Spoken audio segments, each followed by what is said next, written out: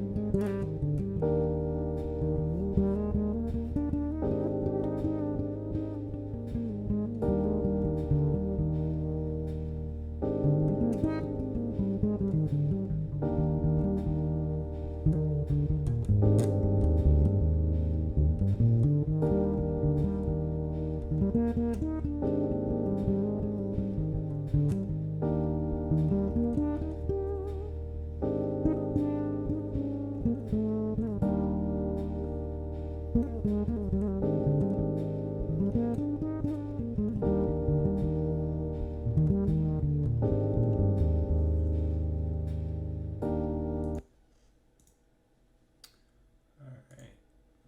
Cool. Okay. Salamno, Gametru, Salamno. So nice. All right. Happy to see everybody on Saturday. Hope everybody's safe and at home. So we're gonna be hanging out for the next hour, hour and a half, talking about bass stuff and techniques and chord changes. So today we're gonna be working on. I was just playing a little bit as people were coming in, but we're gonna be working on Billy's Bounce, which was requested by somebody for this week. So Billy's Bounce is F blues, and it kind of is more or less the typical kind of blues progression.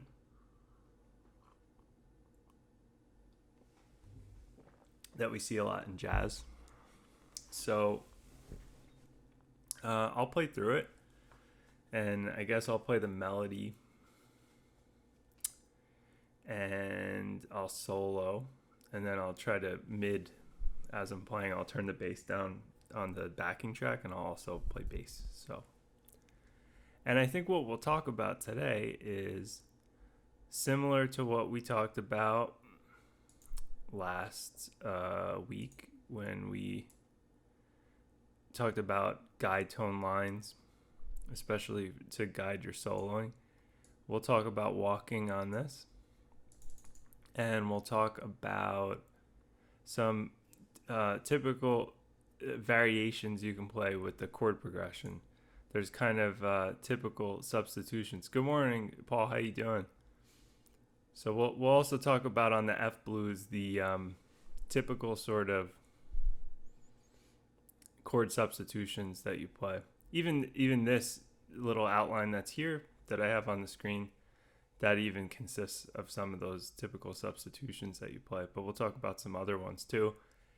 And in terms of the soloing, I'll talk about how you can balance. I'm sure most of you know, if you've played blues before, that you can play obviously you can play the blues scale, but when you play a blues like this, like a Charlie Parker blues, a bebop blues that has a bit more chords, you also have to make sure you kind of outline the chords too. So it's a little bit of a balance. You can play bluesy phrases, but you have to mix it with also outlining the chords.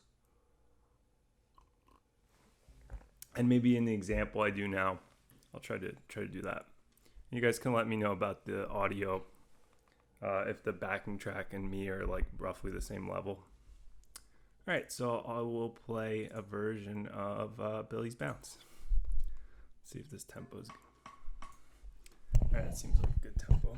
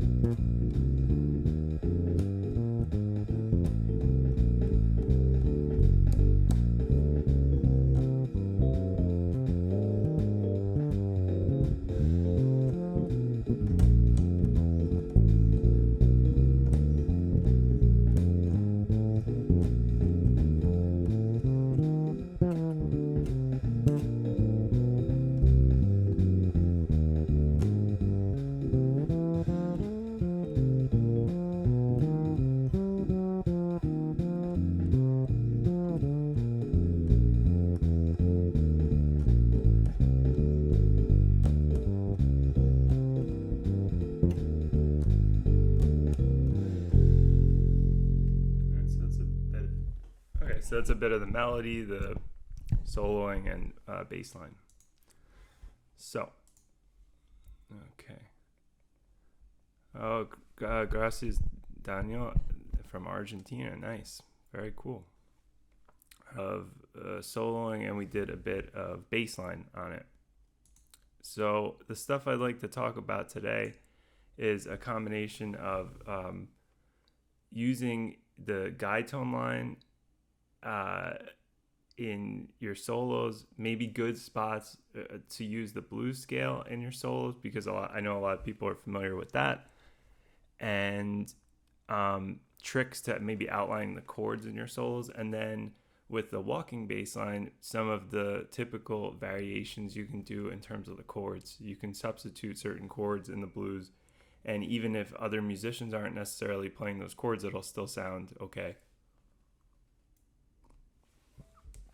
All right, let's first talk about the guide tone line. So the guide tone line is a good way to shape the trajectory of your solos if you're playing something with moving chord changes. So essentially the guide tone line is playing the thirds and sevenths of the chords and resolving them stepwise. Now, you don't practically do this in your solos, although you'll hear backgrounds, a lot of times horn backgrounds will more or less practically play this.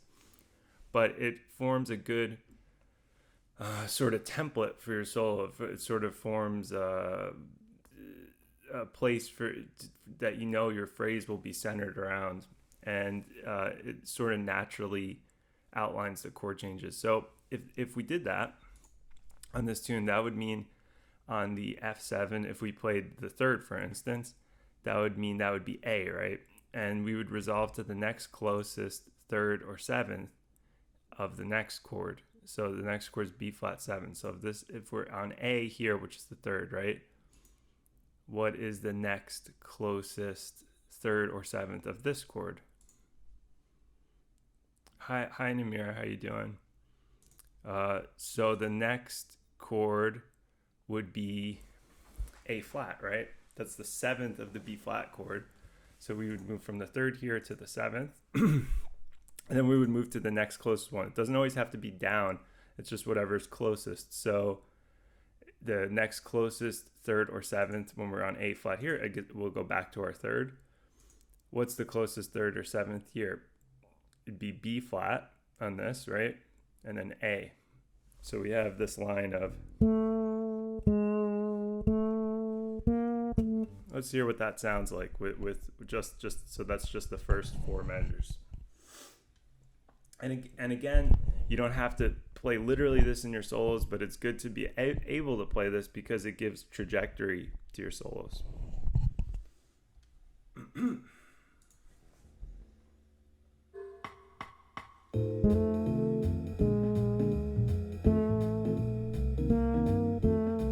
Okay, so that's what that would sound like one more time.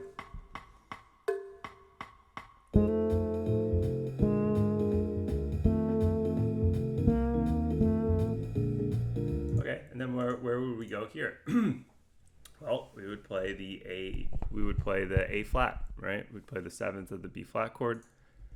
Then on the B diminished, we would play the same note.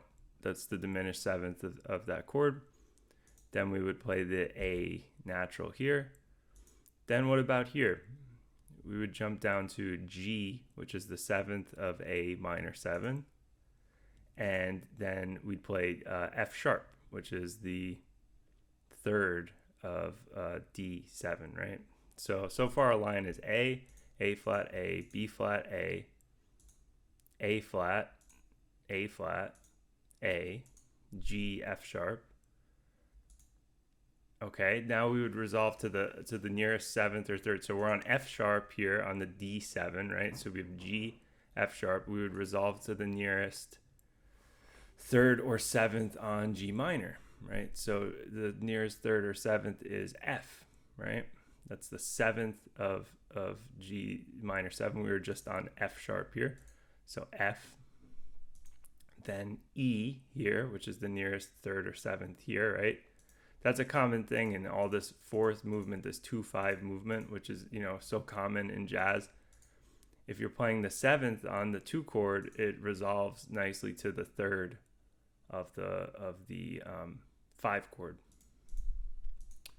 And then, so we just played E here, right? So the next closest note's E flat, right? So E flat, and then what's the next closest third or seventh? They're kind of equidistant, right? They're equidistant. I would say I'm gonna go up to F sharp, let's say. So we'll go E flat, F sharp, F E. All right, let's hear what this sounds like. This is the guide tone line starting from the third. And again, if you've just joined in, this is an exercise, but in a way, it's kind of how I'm thinking when I'm soloing on these tunes, at least as like a framework.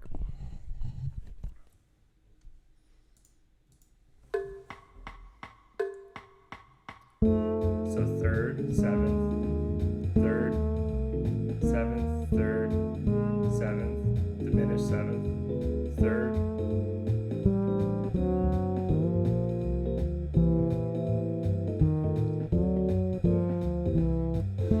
Let's do it one more time. Seventh. So third, seventh, seventh, third.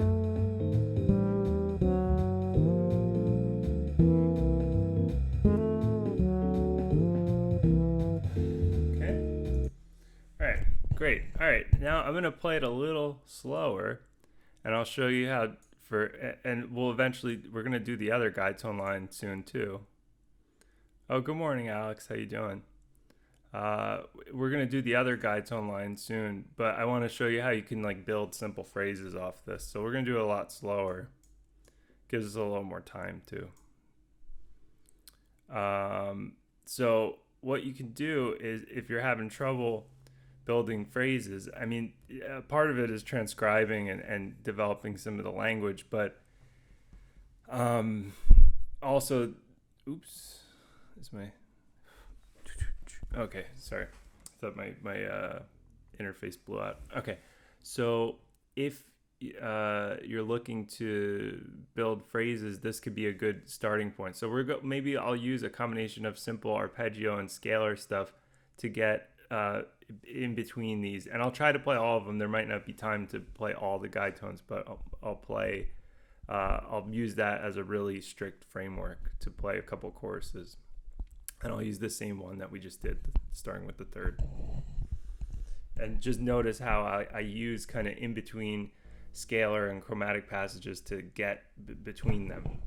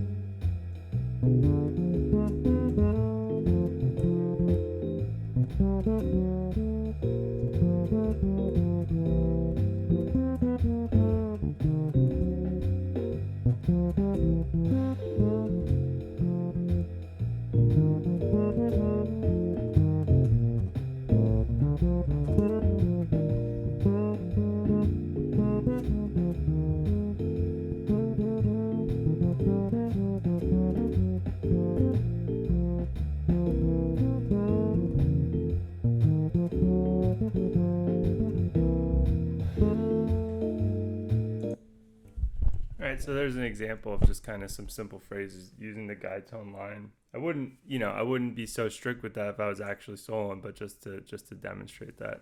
Salam no, Elias. Salam no. Okay, so let's quickly do the other one, and I'll do an example with that as well. So great. All right, so this let's go through it together. So if we were doing and this is a great thing if you guys play with horns and you want to write backgrounds. Both of these guide tone lines for blues would be perfect for backgrounds. So you have one of them, one horn play the one that we just did, which is starting on the third, and then you have another horn play what we're going to do now, starting on the seventh. And you have kind of automatic backgrounds already. They can play pads or they can play certain rhythms, but them both playing the guide tone line, it always sounds really good. And you avoid all these like weird voice leading problems usually if you just do that. All right, so if we start with the seventh, that's E flat, right, on this. Then it's D here, right? E flat, E flat, which is the third of C, right?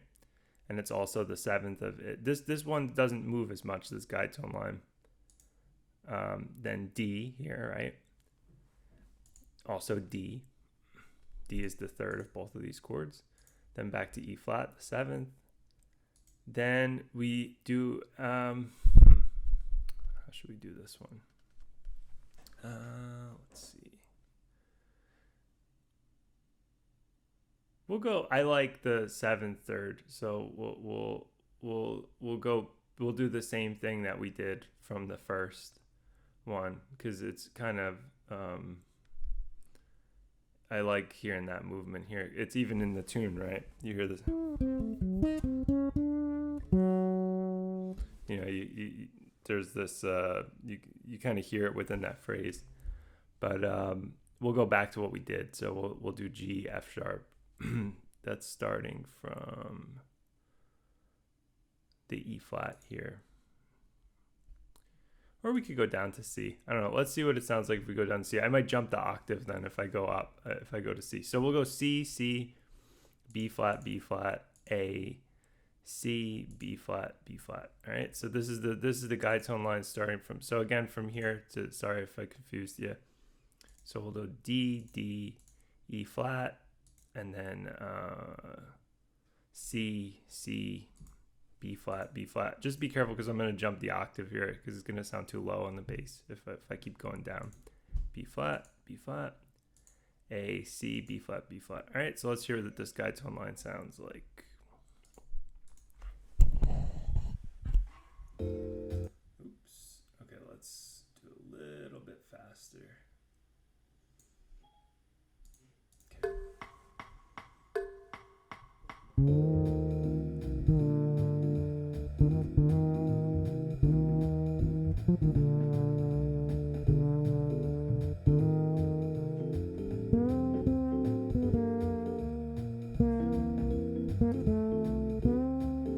I'm going to do an octave higher.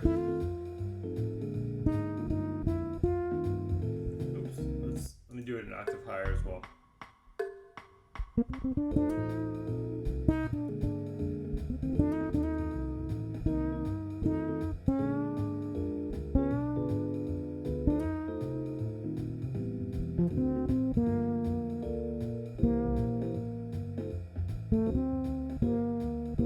Here's a line built off it.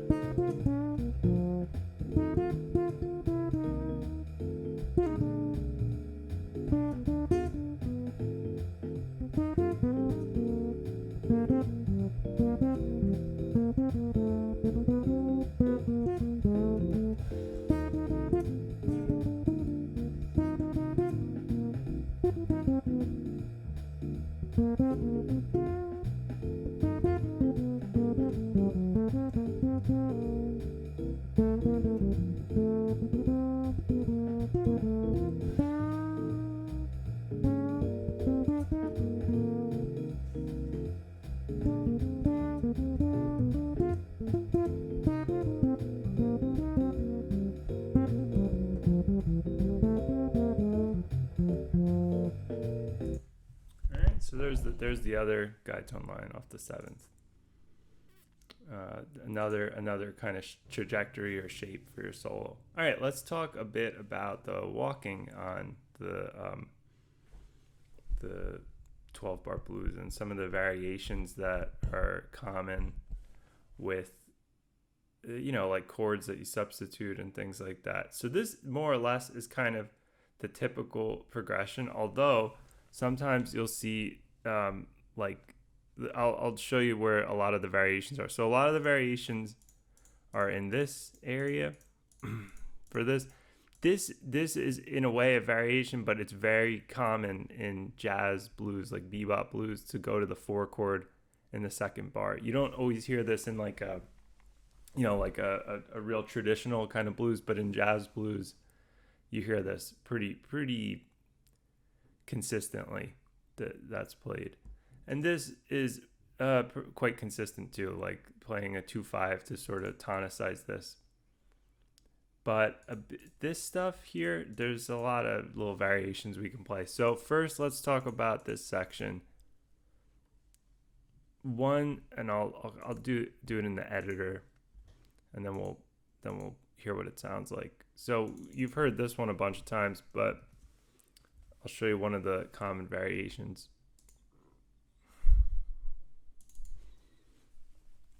Oops.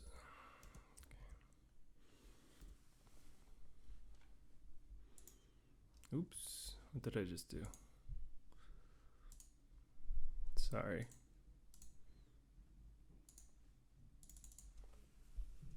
Okay, let me try that again.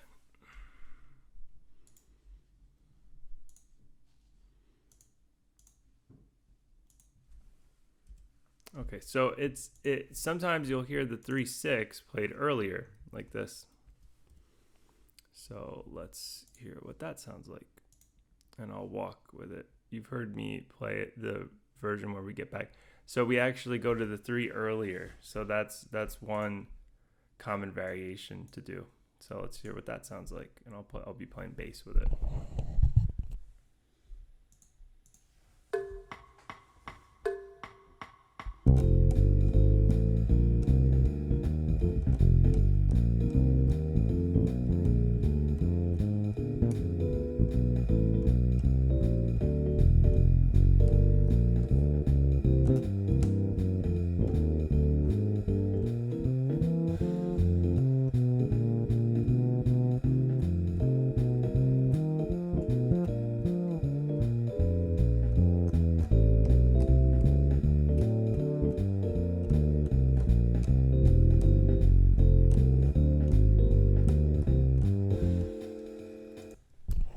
I should say that's not very common. The diminished we wouldn't play the diminished there. So let's hear it properly without the diminished. We'll also play B flat 7 here. So if you were to play this variation, I would recommend don't play a diminished passing chord there. You usually want to resolve to the root there if you play the passing diminished. And we'll talk about the passing diminished in a minute. So let's go back to this, and yeah.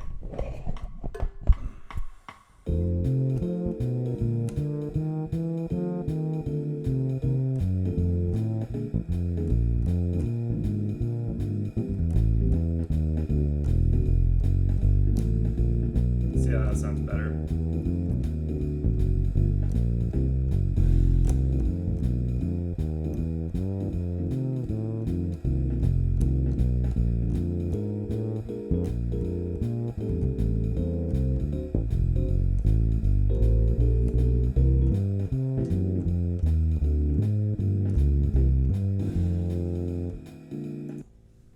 Okay, there's another variation on it. If you guys have any questions, feel free to ask for sure. If it's bassline related, how I'm constructing the bassline, All right, let's go back to that diminished chord and talk about that for a second. We're gonna make this an F7 again. So that's one variation. Yeah, I would just call that like a 3/6, an early 3/6. Or you can do it the way, it was originally written here, where the 3 and the 6 are here, in measure 8. Okay, let's make this Let's talk about this diminished passing chord.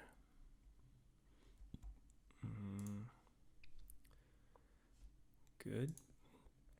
Okay, one thing that's common here is to play a C in the bass here. So that slash means that C is in the bass when you play this passing diminished. You also see this in rhythm changes when you walk up from the 4. Question, why do they call it bird? Do you know the story?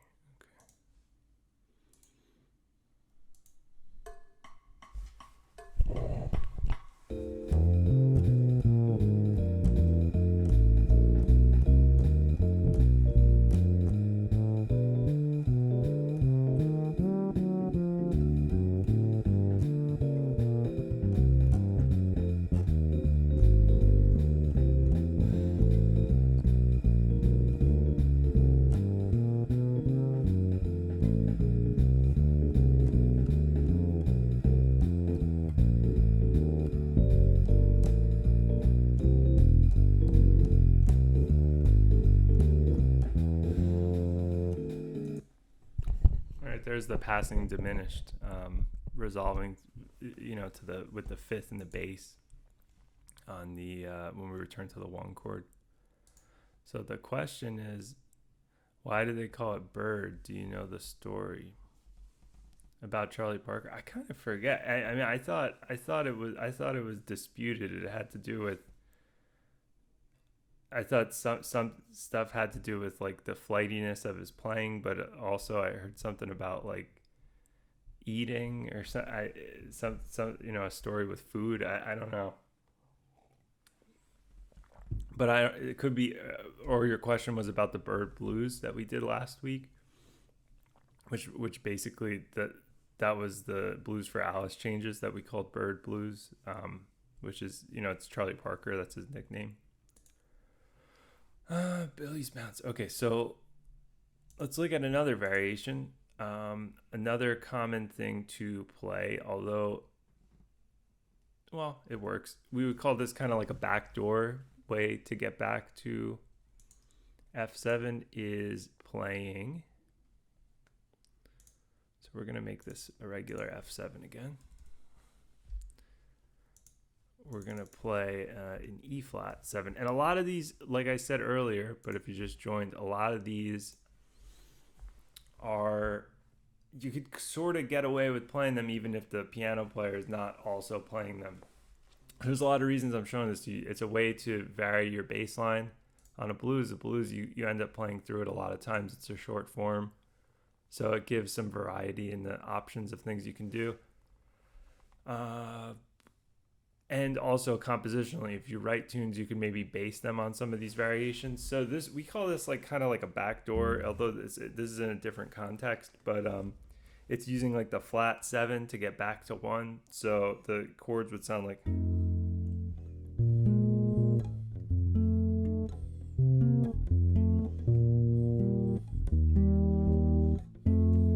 this kind of sound.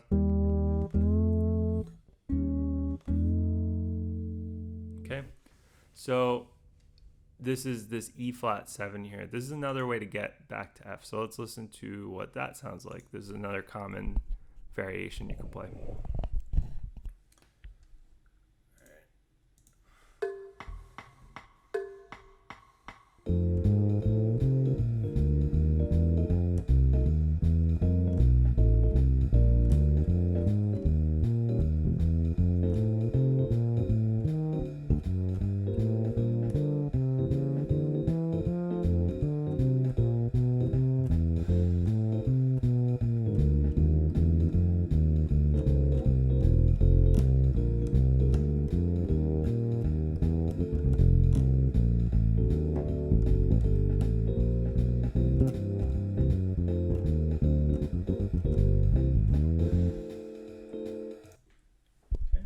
So different kind of sound, kind of open sounding, like this that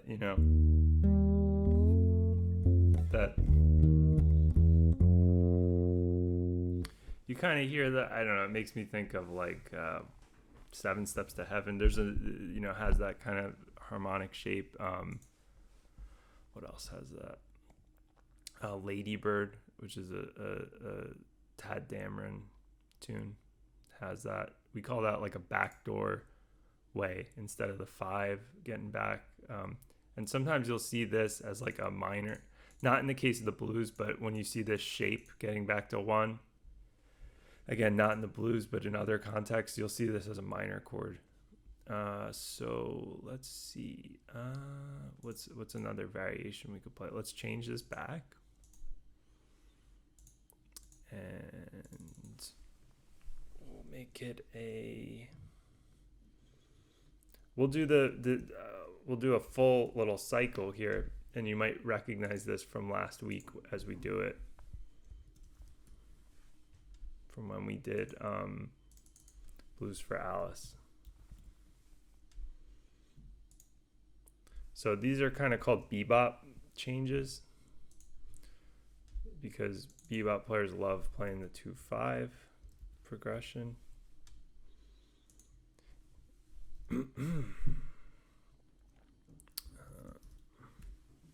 Okay, so this would be, hopefully you guys are seeing this. You are seeing it, right? I hope.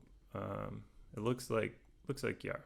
Okay, so this is another kind of device. I call it the bebop kind of walk down, where you're on the 4 chord here. It transforms into this sort of backdoor progression, the 4 minor, 2-5, but we keep going down chromatically. We don't go back to 1. We play a 3-6, 2-5, and then we play a flat 3-6, 2-5, and then we get to our actual 2 here. So that's a common thing. I'm going to play both the bass line and I'll solo a little bit on it too, because you'll notice that this really puts a lot of forward it's like you have to really make the changes quickly in it. It makes the harmonic rhythm fast. But again, this is a common sort of device. You don't necessarily have to be telling people ahead of time. Yeah, basically you'll often substitute for different choruses. Yeah, exactly. You kind of use your ear. Some of these in a way, like they're the sort of thing that if someone hears you playing it, if somebody, for instance, if I was on measure 4 and I played a phrase like, maybe if I include the minor third actually. So if I played a phrase like that,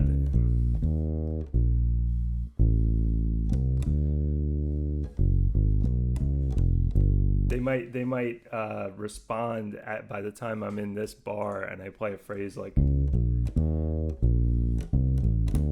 they might already know that I might be playing this sequence. It's maybe it's a little bit of guesswork and people using their ears, but sometimes you could sync up with people and even play these at the same time. But cool, let's listen to what this sounds like. This is like a kind of progression you'd associate with like Bud Powell or somebody like that. And in fact, Blues for Alice, another Charlie Parker tune, has this device in it, right in the middle of the tune.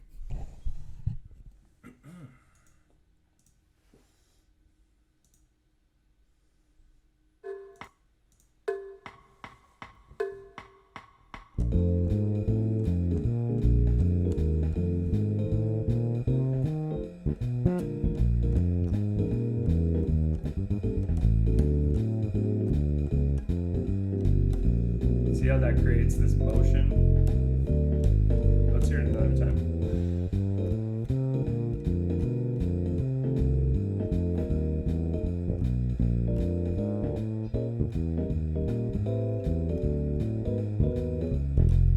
Very typical bebop kind of thing. I'm gonna let this keep playing. I'm gonna solo over a little bit and you can hear the kind of phrases you would play. Just putting the bass back on.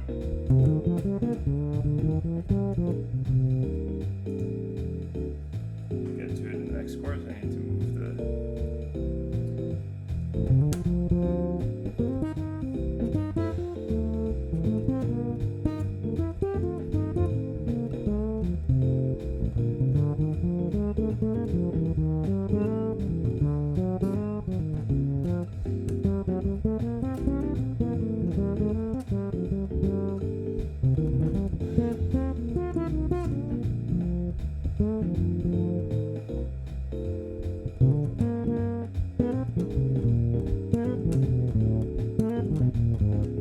like sequential phrases like that.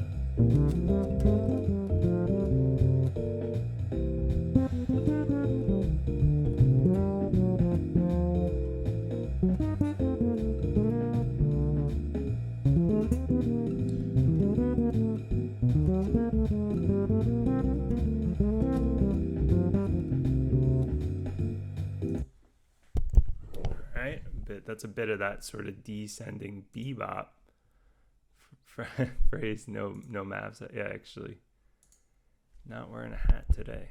All right, so yeah, that's a bit of that sequence, and that's a sequence that you sometimes see like this. Where else do we see it? This sort of chromatic sequence of 2/5s you can see at the end of phrases that you would otherwise play like a 2/5. So in fact, and I'll show you here, you can do it here. Let's go back a bit to like the, you know what, we'll continue it actually. We'll continue it. I'll show you that you could just continue this phrase. So here's what it would sound like. So we could even continue this even more, which is pretty crazy.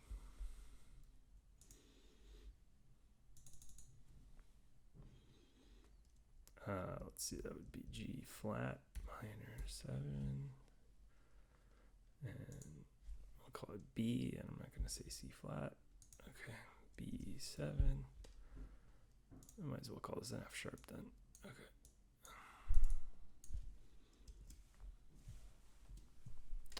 You could actually continue it.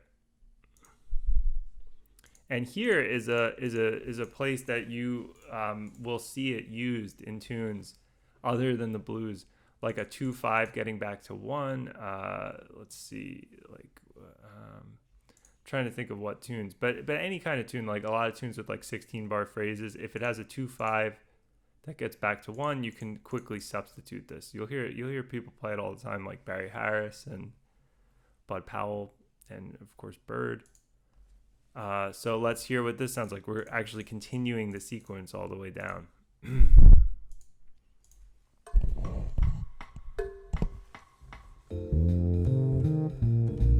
Oops, let me turn the bass off. Okay.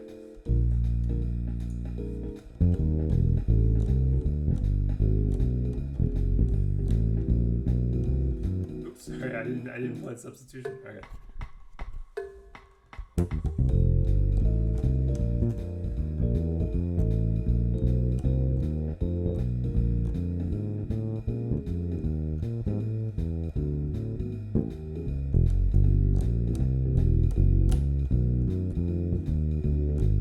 Now you wouldn't normally see that substitution with those. It's a little too much.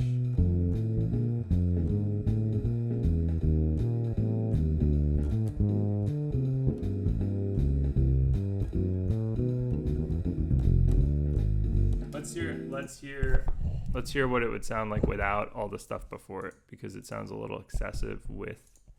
So we're going to go back to our kind of more normal blues progression. What we'll do is we're going to make this an F. Oops, F7.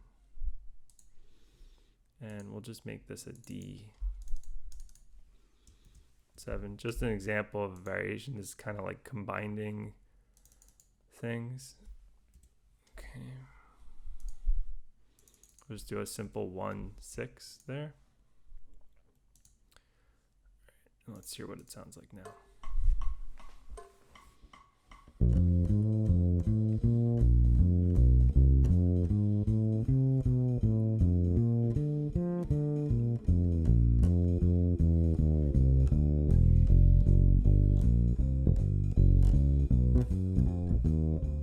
See, it's a little more balanced sounding now. Here, listen to it. Sorry, you guys couldn't hear it.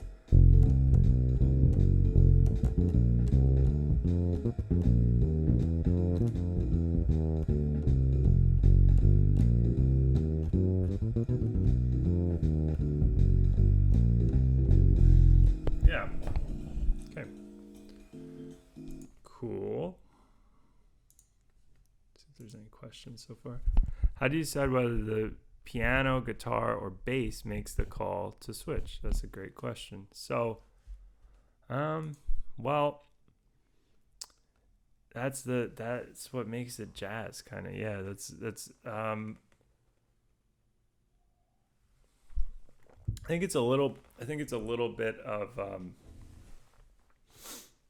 using your ears. I mean, so I'll give a few examples. So like, if I was playing with a piano player and they played in a way that was similar to like McCoy Tyner, if we started the tune off and say we were playing Billy's Bounce or blues that's similar to that, and as the first F7, maybe they're playing sus notes on it. They're playing like B flats actually on the F7. They're making it like a fourth based kind of chord.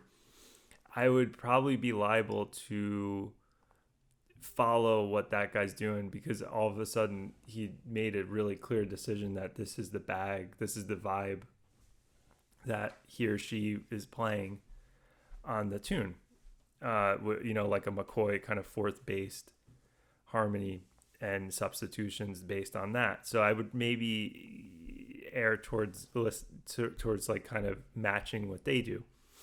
If we're playing in a more typical like bebop context, I think it's a push and pull like kind of play where you're kind of listening to both. I can't quite explain it. I mean, I think it's a combination of just being in the moment and listening. It goes both ways, I think. Yeah, there's not really a set call. There could be a little bit of like visual cues or the thing that's funny though is like if you play these substitutions, you usually don't like continually play them. So you basically get one chance to sync up on them. You don't want to play them all the time, or you're not going to play them like over and over again every chorus. So yeah, it's a little bit of a combination, unless somebody really makes a clear sort of statement by what they're playing in the beginning of a tune that it's going to exist in a certain kind of harmonic territory. Let's look at, I'm going to change this again. We're going to make this just an E flat 7 for now.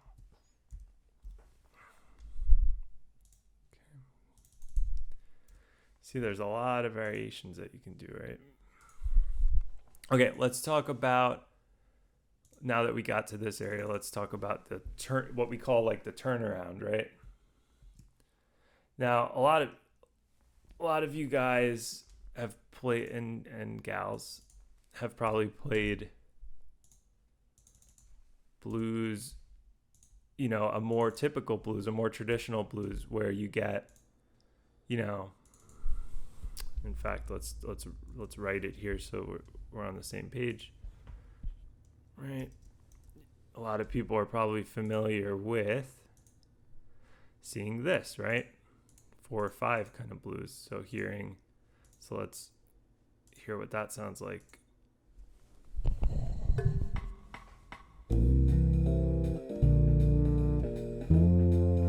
Right, that kind of thing. The thing is, we don't hear that too much in jazz blues. That typical kind of turnarounds. You don't hear it too much in jazz and bebop blues. There's some specific ones that use it, like of course, like anything from like the pre-bebop era, definitely. And there's a few even post bebop, like Coltrane's tune Bessie's Blues. Coltrane has a few blues that have a 5/4 turnaround. But a lot of the times we're dealing with what originally was here, which was, right, the more typical jazz turnaround, which is a 2/5, right? Now there's a lot of variations we can do on this. So one thing we can do is what's called a tritone substitution. You can do it for both chords, but one of the typical ways to do it is to just do it for the 2 chord. So what do I mean by a tritone substitution? This is a tritone root away from the G, It also has the same tritone resolution, so it kind of means two things. But so G7, right? Here's a G7, right? That resolves to C7. That's G7. That's what originally was there. Here's a D flat 7. And they both have this, right? That same tritone that resolves. It's also a tritone away the root, so kind of has dual meaning.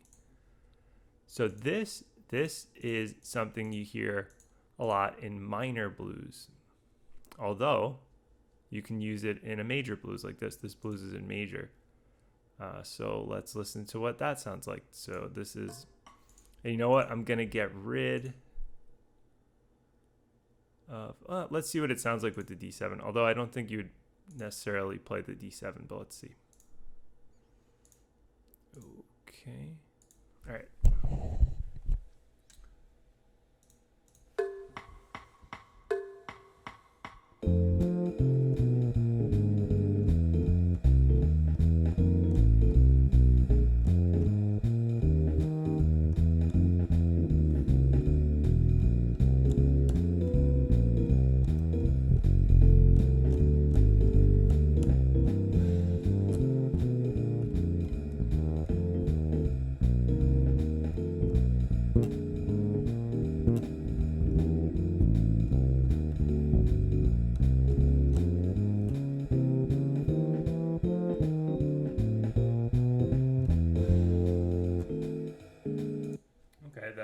That's the tritone substitution. This sort of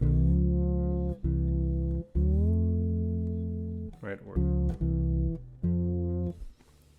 So that's with the D flat 7 as a replacement for the G. So what's cool about that is if you're soloing and you play that phrase, I always find that like bluesy phrases sound so nice over that chord because you get the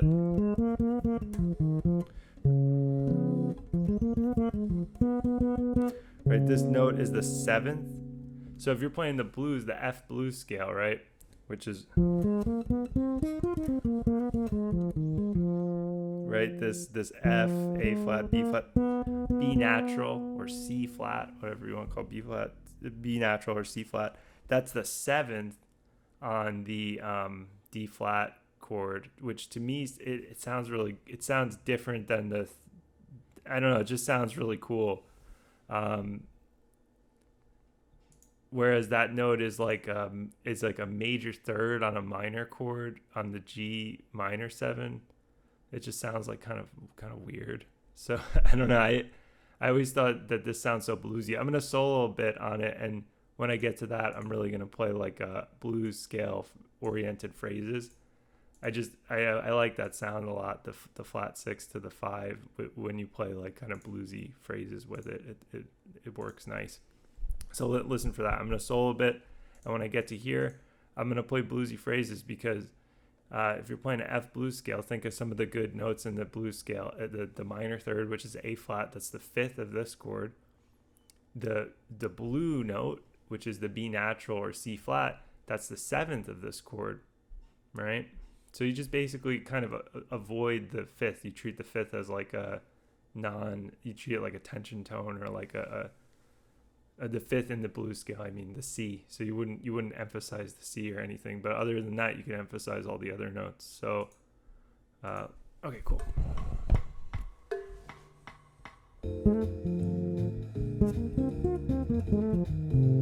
And I'll emphasize the major third in the early part of it, so that when I get to this part, it really sounds.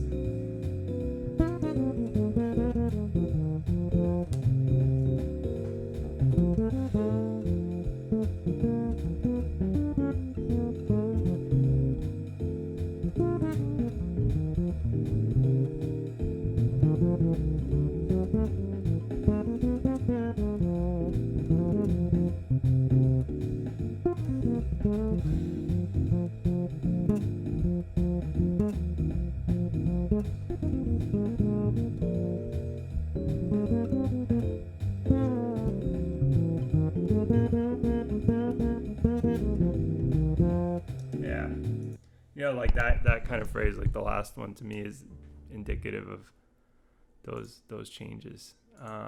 Cool. And you see that device used a lot in like hard bop, like kind of late 1950s, early 1960s, like Hank Mobley, tenor player. A lot of his tunes have that. A lot of his tunes have a lot of these variations that we're doing, but he'll have a major tune with a little, walk down like that. Let's see.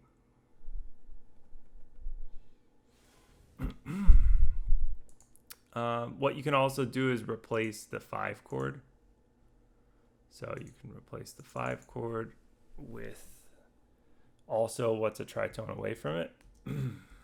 So you get a double tritone substitution.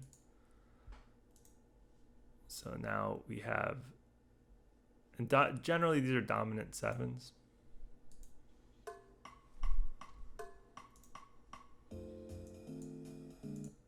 I'll walk some lines up here with that.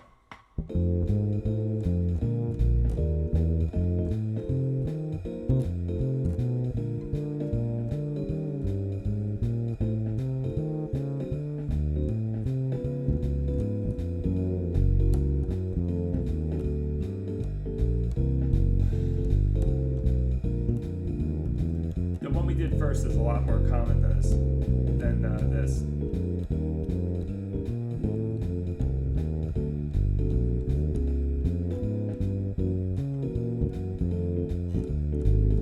It's cool.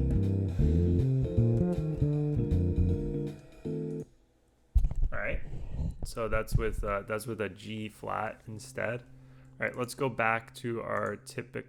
And I'll do one more that I think works. I haven't heard many people play, but I play it sometimes, which is the walk up, the kind of plagal sounding cadence. This is the sort of thing. So this isn't really a tritone sub. It's sort of this device. Again, it's sort of this again, but used from the flat 6. You hear this in like movies and stuff. This sort of walk up from the flat 6. This works too, especially when people are playing kind of modally, like they're playing kind of like 4th bass movements. I like to use this because it creates that less of that 3rd bass movement. It's kind of more open sounding with the whole step resolution and stuff.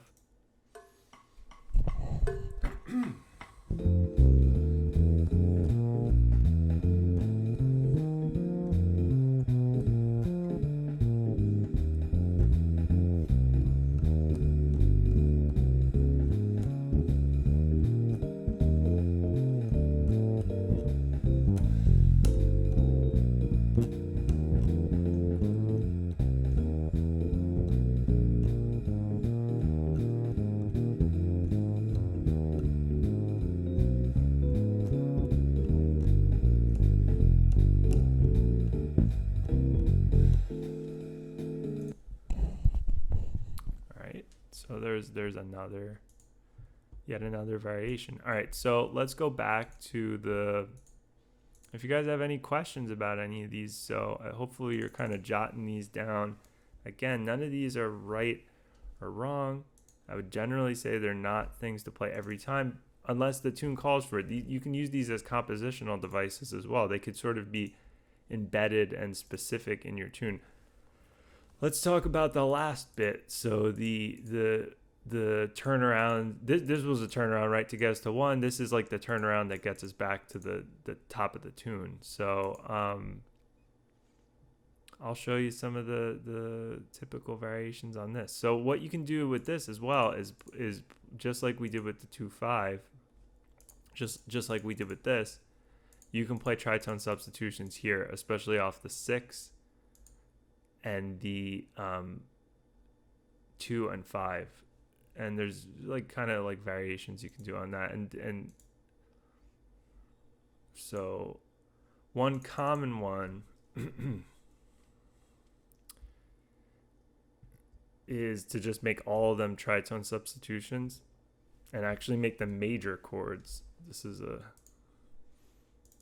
although there's variations, you can make them dominants too.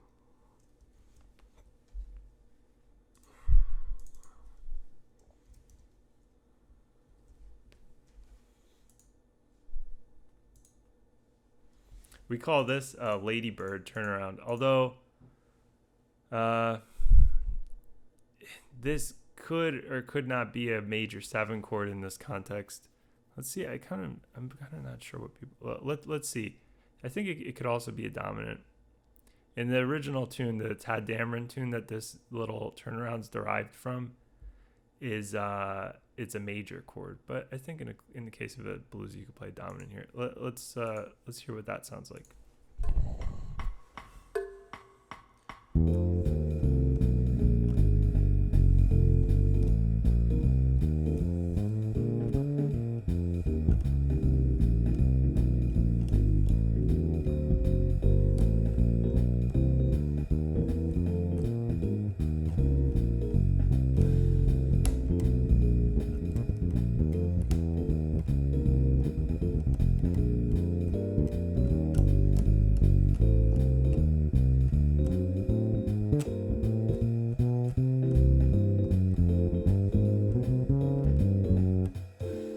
That's what that is, major 7s. Although I'm not, you use that a lot in non-blues tunes. I think you would generally make these dominants in a blues. So let's listen to what it sounds like with these as dominants.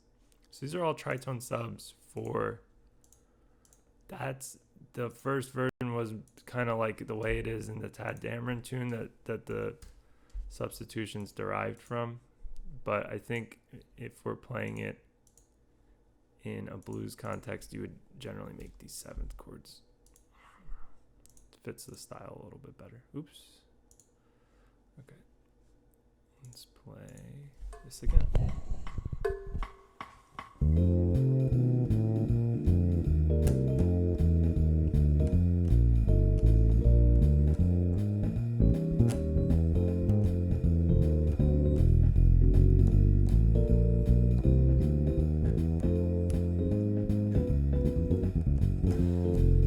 That's more typical what you hear.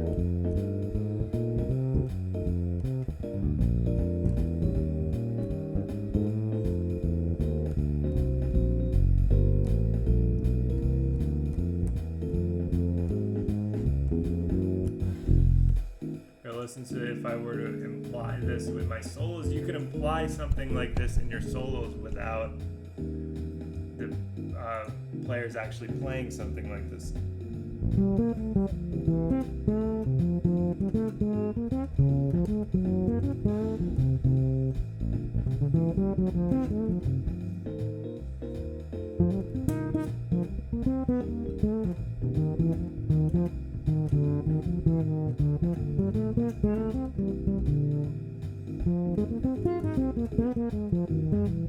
Bluesy phrases work good over that too, because it matches a lot of the chords in a nice way.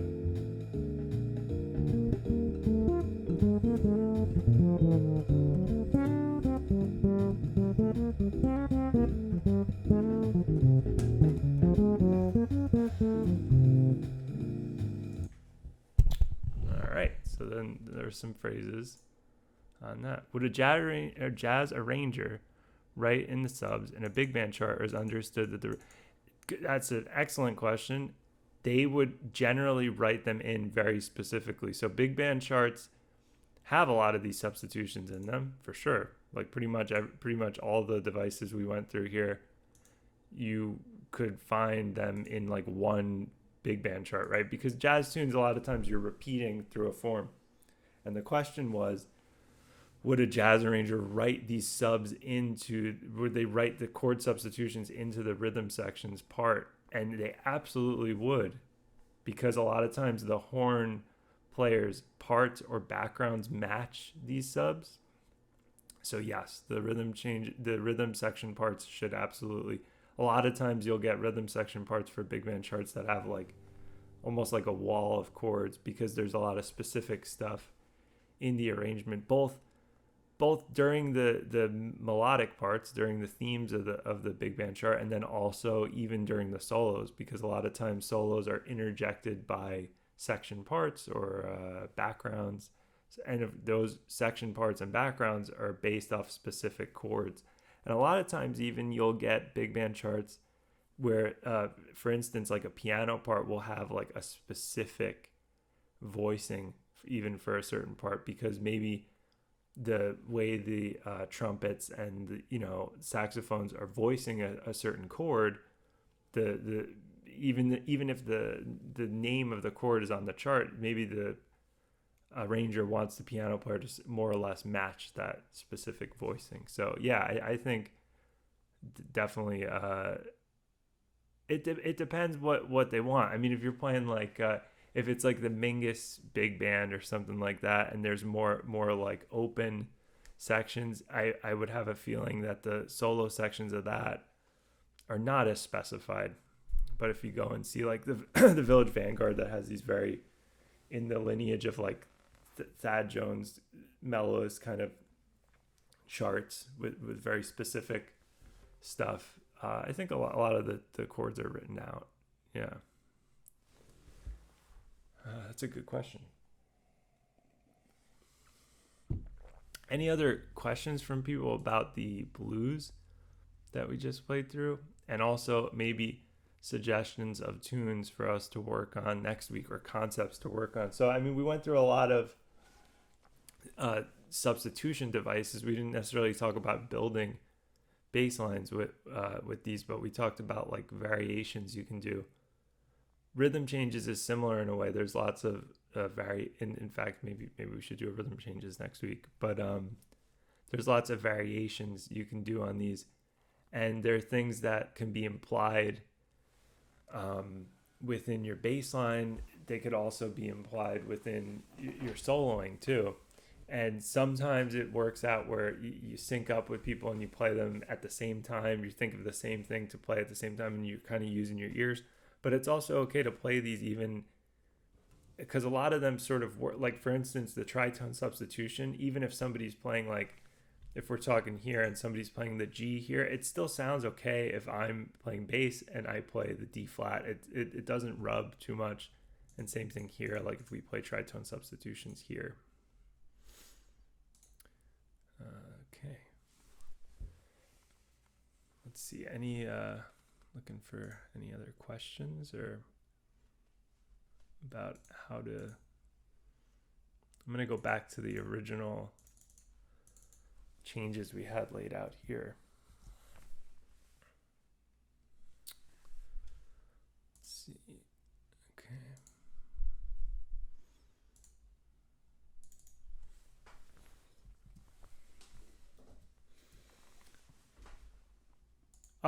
Other kind of standards, blues and rhythm changes are unique with how many different variations they have because they're such commonly played forms. And in the instance of blues, it's a short form. So I think a lot of times musicians try to find like new ways of getting through it.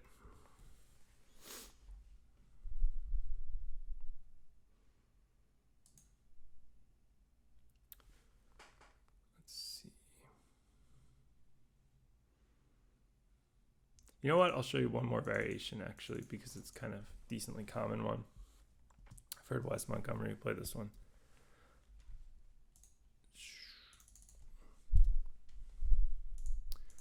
Which is the whole steps moving down variation. Okay.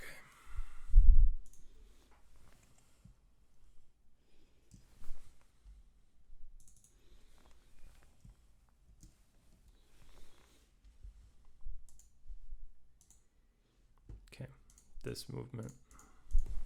Here we go.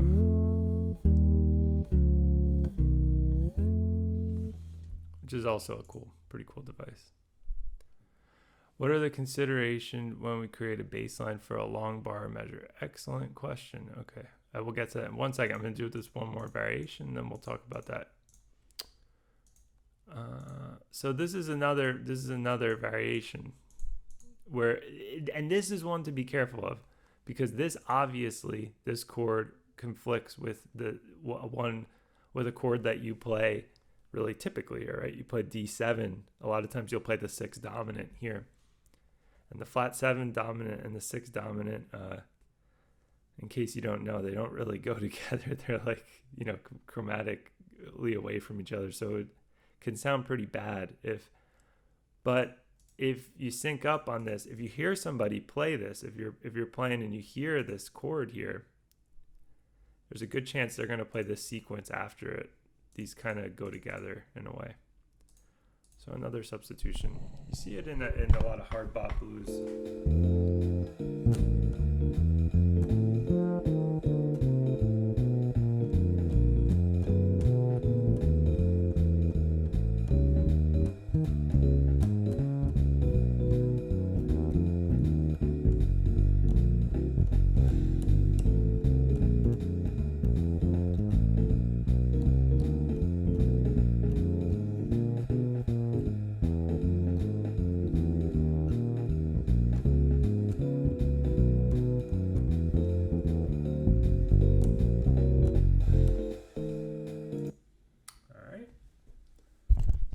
There's another variation. Let's go back to what we originally had. Although you probably wouldn't see it with this before. You wouldn't see it with the diminished.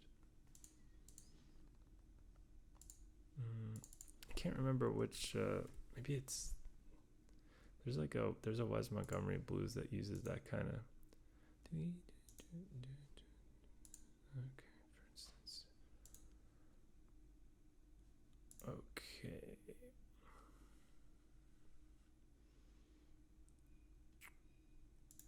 Let's go back to, in case you guys want to just see the typical progression one more time, and then there was another good question from Nati about how to. Okay.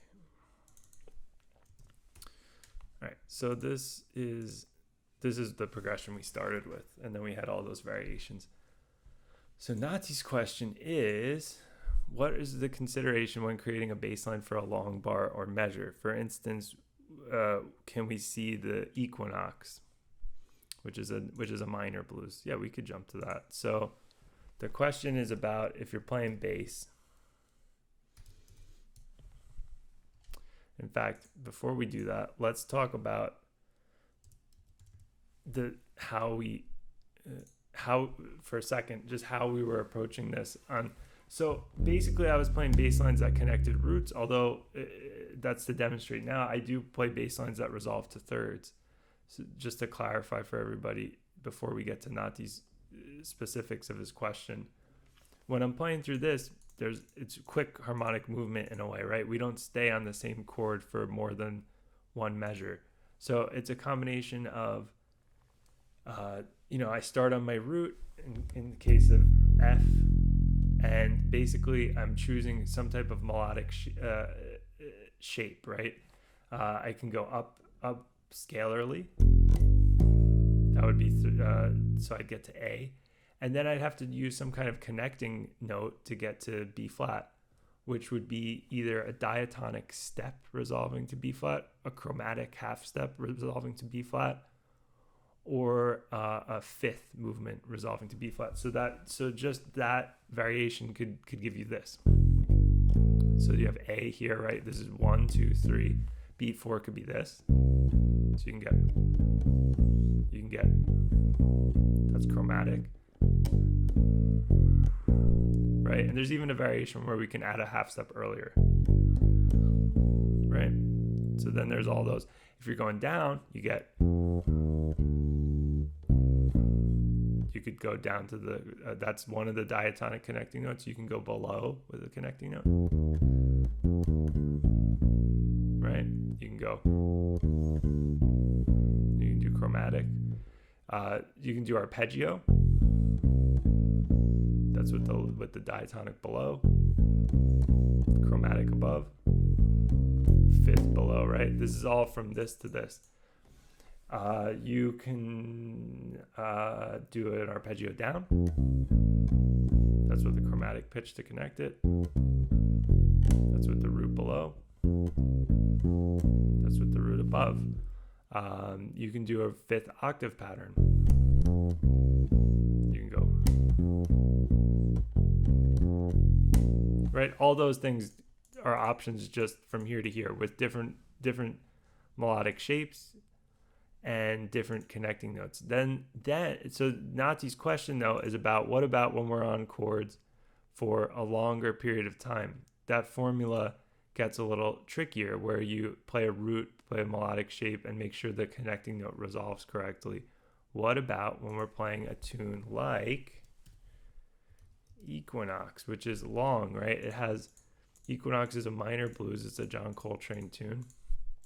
We have phrases where we have 4 measures on the same chord. What I do on tunes like this is I aim for fifths. So I create usually 2-bar phrases. So for instance, my goal in the second measure would be to resolve to the note G. And then I would resolve to C here and G here. That's one example. If I was doing like a scalar phrase. So for instance,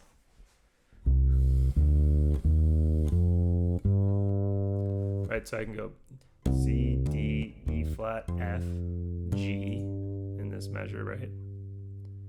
And then I can go, I can do something like that to get me back to C here.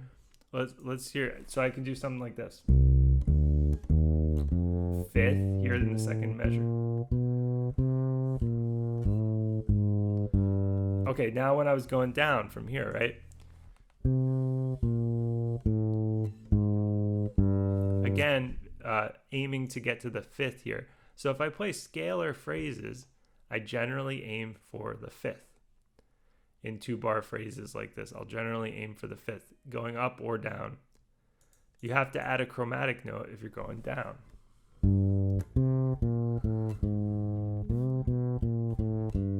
You could maybe do that, but I'd say I would do that. So add the chromatic note after the sixth. So that's C, B flat, A flat, G. Okay. So listen to what this phrase would sound like. So let me make sure the bass is off. Okay. So I'll play the phrase I just played, and I'll talk about some other things you could do. So this is when we're dealing with a chord that repeats itself.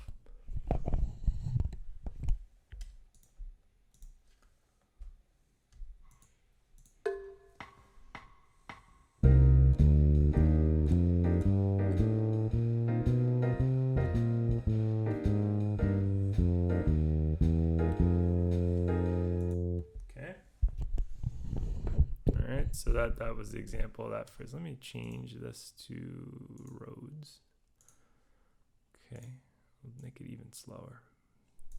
And let's hear it one more time.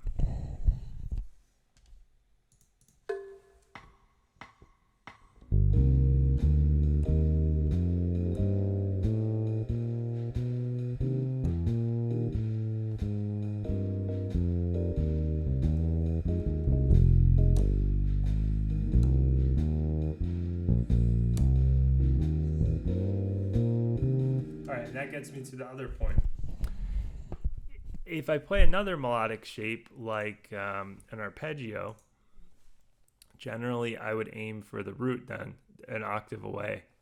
So it really comes down to if you're playing wider intervals, like an arpeggio kind of melodic trajectory, or you're playing stepwise motion like scalar motion. If I'm playing scalar motion with phrases that have a chord repeated, I will generally aim for the fifth in the second bar, or if it's a really long phrase, like an 8-bar phrase, maybe that means the fifth in the fifth bar or something like that.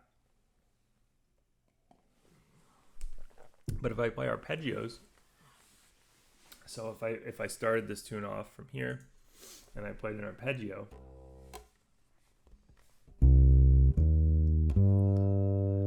okay, I just played an arpeggio, right? Which is a logical melodic shape. It's going to sound good in a bass line. But the problem is I'm on the fifth already now, right? I could play a chromatic note. Maybe it might sound a little funny though. I guess, it sounds a little, I don't know. You don't hear that played often. If I played an arpeggio, I would probably play some kind of note to get me to the upper octave. So, once you choose that shape, you kind of get into like a root kind of trajectory with your thing. So let me show you what I would do if I played an arpeggio to start.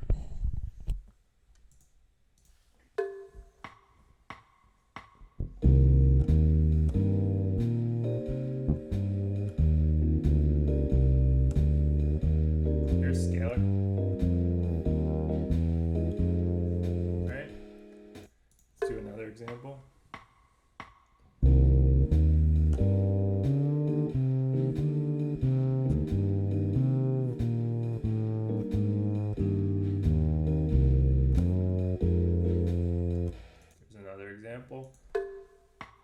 do a broken arpeggio.